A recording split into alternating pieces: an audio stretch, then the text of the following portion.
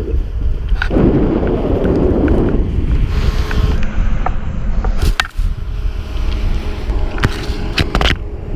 what's up guys? TJ here with SnowboardProCamp. Today I'm out at Keystone Resort and I wanted to share with you a few tips to help you choose your next snowboard.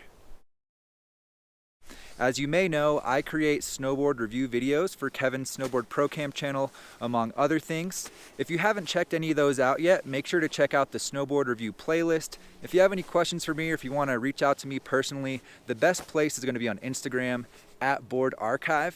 Also, since February of this year, I've been able to test over 30 snowboards in all kinds of conditions, all kinds of brands, all shapes and sizes. So let's talk a little bit about some tips to help you choose your next snowboard. So the first tip is actually just some questions to ask yourself. Like, how many days are you going to be riding this season? What type of snowboarding do you want to do? How much experience do you already have? All of these things play a factor in deciding the right snowboard for you. The second tip is to consider the type of snowboard that you want.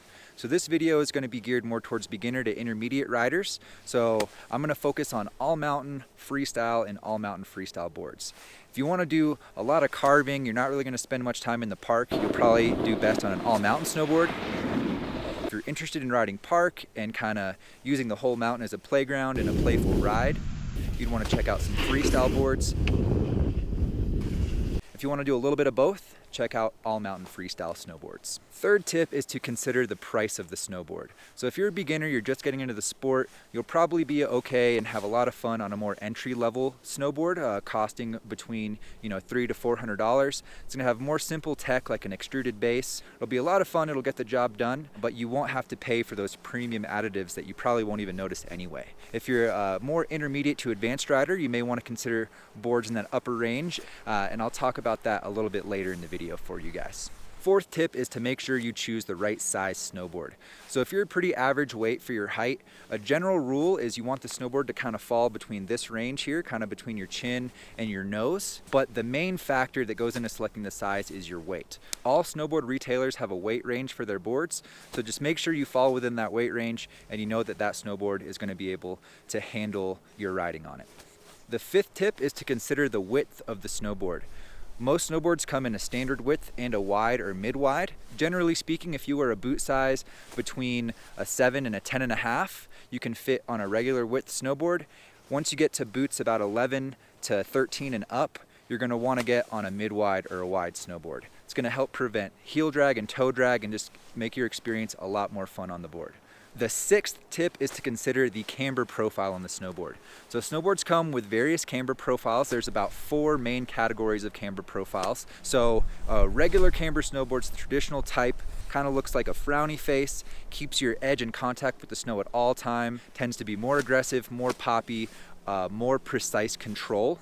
The second type is rocker, so that's kind of like your smiley face style shape. So with those snowboards, your contact points are actually lifted off the snow. So what that does is it makes the board a lot more catch free. It allows this kind of movement when you're flat base to occur without the edges catching immediately, which is nice. Generally speaking, they're going to be less aggressive and more playful compared to a camber snowboard. The third type is flat or zero camber. You see this a lot in park boards, specifically boards meant for jibbing or hitting rails. They're completely flat. That helps lock onto the rail because your entire base of the board is in contact with the feature, just providing a better platform to balance on. The fourth type is going to be your hybrid camber profile. The first one is rocker camber, so it's rocker between the feet, camber underneath your feet. Combines the best parts of rocker and camber. And the second type of hybrid camber is the opposite. So camber between the feet, rocker on the nose and tail. Again, trying to combine the aggressiveness of camber with the catch-free and playfulness of rocker. My seventh tip for you is to consider the flex of the snowboard. So I'll break down flex into 3 main categories. A soft flex snowboard, such as the Never Summer Fun Slinger. They're going to be really playful, very easy to flex, get nice tall presses, easy to butter, but the downside is that when you try to get aggressive, especially with carving, or if you start to hit some bigger jumps, you can kind of find the limits of the board and they won't really perform that well in extreme situations. Second category is going to be medium flex, like the Capita DOA or the Arbor Element. These boards tend to be kind of like a do-it-all type snowboard. You can still press them, you can still have fun in the park, but with that added stiffness, you can actually get pretty aggressive with your carving, can hit some bigger jumps and some bigger features, and you can just get a little bit more aggressive before you find the limit of that snowboard. And then the third category is going to be a stiff snowboard like the Ride Helix or the Jones Mountain Twin.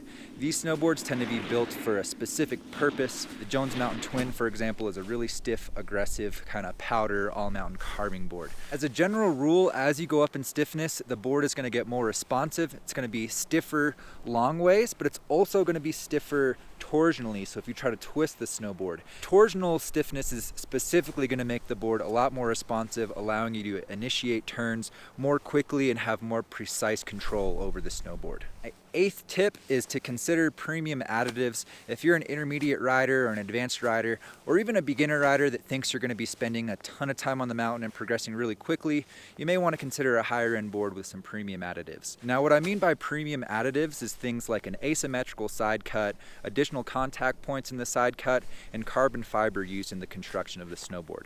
These things make a huge difference in how the snowboard rides and behaves. It's things that intermediate to more advanced riders are definitely going to notice. Beginner might not notice it so much, but it's still something to consider.